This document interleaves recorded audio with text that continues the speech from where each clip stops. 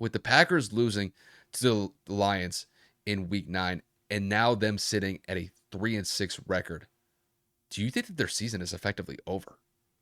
Their season was over the second that Aaron Rodgers held them hostage this offseason for $50 million a year, which inherently forced Devontae Adams to seek a trade, and the offseason continues from there. Everybody thought that Aaron Rodgers was the key, right? Back-to-back MVPs. He was constantly in the playoffs, always winning the division, always competitive. Devontae Adams leaves, and this is the shambles that is left behind, right? You can't say it's because he's not making attempts at trying to create relationships with other receivers in terms of at least giving them opportunities, because we have seen receivers drop the ball, as we mentioned earlier in the episode, receivers running the wrong routes, miscommunication as to adjustments when a defender is giving you a certain amount of space. There's a litany of reasons. I mean, he threw the ball to 1, 2, 3, 4, 5, 6, 7, 8, 9, 10, 11, 12 receivers got targets. Alan Lazard led the way with 10 targets, and he had 87 yards on 4 receptions for 100 yards, well, for a touchdown. He is trying to divvy up everything he can to multiple people, and it's just not working. Aaron Rodgers is definitely a portion to blame 100%, but you have to look at it and say, the wide receivers coach, the offensive coordinator, the play caller in LaFleur, something's off. There's no reason that one sole player is the reason that this team was that good. As good as Devontae Adams is, there's no reason this team should regress as bad as they have. I mean, for God's sakes, they are one win away from being at the same record as the Detroit Lions. This is not okay. The organization, I'm going to say it, and it's going to sound silly, the organization, to me, seems to want Aaron Rodgers to suffer, which is weird considering they gave in to the demands of Aaron Rodgers wanting the money that he wanted. Hear me out. You know that you needed a receiver earlier in the past couple of years that complements Devontae Adams. Double and triple team, still putting up 12 to 1,500 yards a year, double-digit touchdowns, over 100 receptions, whatever, right? Obviously, at that point in time, the best wide receiver quarterback duo in the league. Best receiver in the league, there was no question. But you needed a second fiddle to Batman. Batman needed a Robin, whatever analogy you want to use. They drafted quarterback. Last year, in the offseason, Devontae leaves. They acquired Sammy Watkins. They drafted a couple of receivers. I mean, I think it's Dobbs and I don't even know.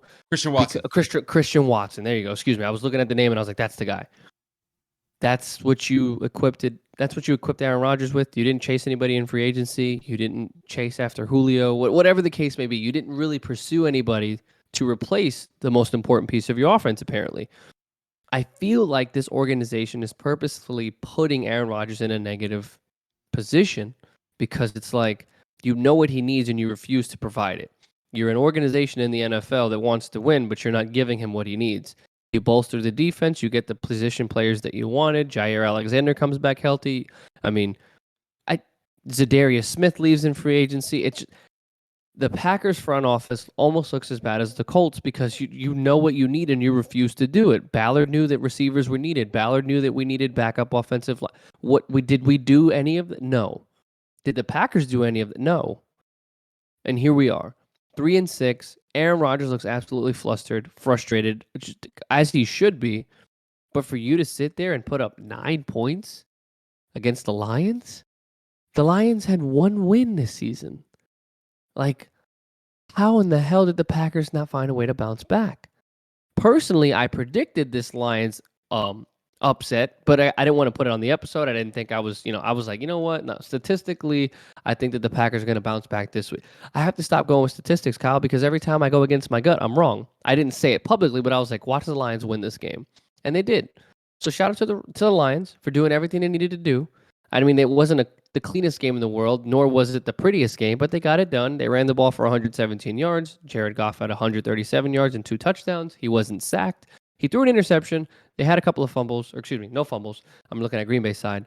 And aside from the interception, they played relatively good football. Obviously, the defense played well, and they were able to limit Aaron Rodgers. They were able to hinder their ability to move the ball consistently. And here we are. The Packers' season is done. Aaron Rodgers will probably retire.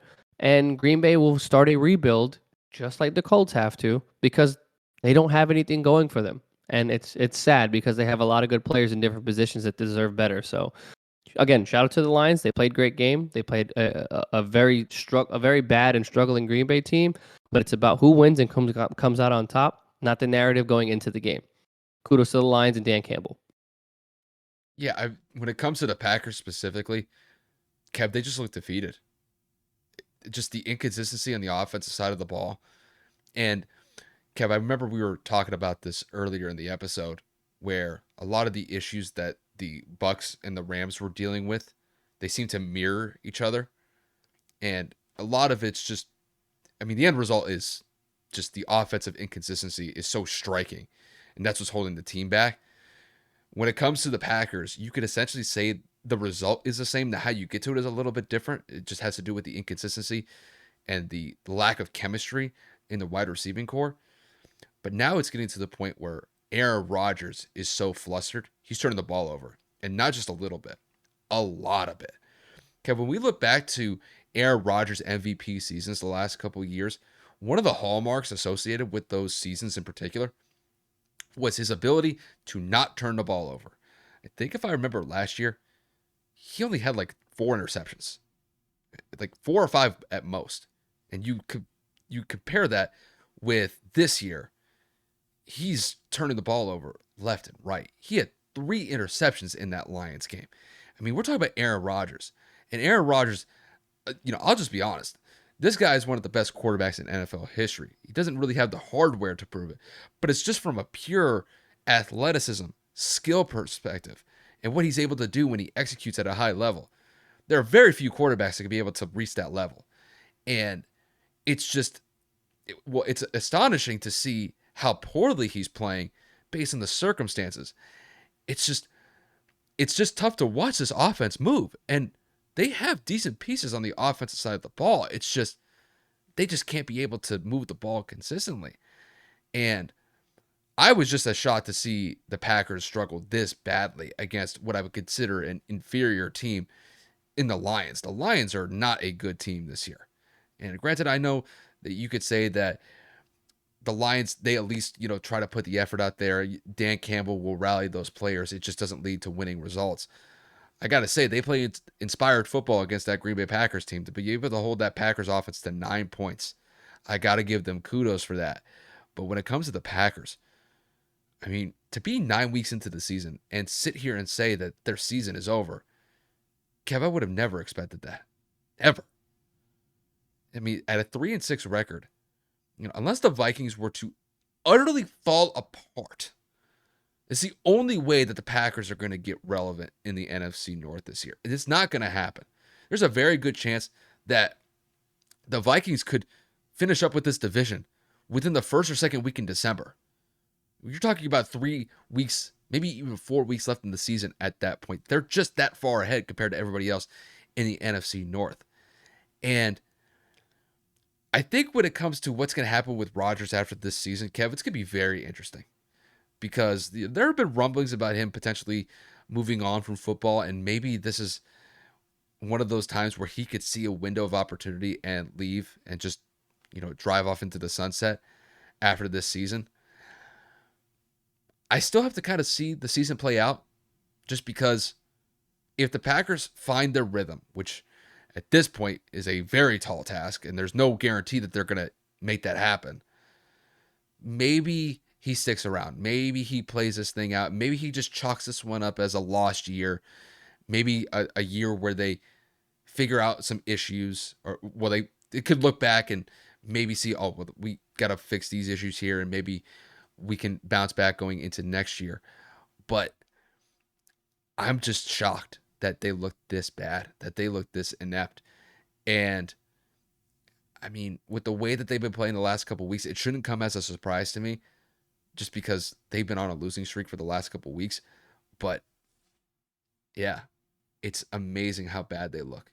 And I can't get over the fact that we're 9 weeks in and their season's over. It's just shocking to see such a great quarterback leading a team that just cannot get it done. And a part of it is on him. He does deserve some criticism here, but I think that there are some issues with that wide receiver core that are just so striking, and I don't think he's going to be able to resolve them this year. So it's unfortunate. with the state of the Packers right now, but when you lose to the when you lose at Alliance, that really kind of speaks for itself, and I'll just leave it at that.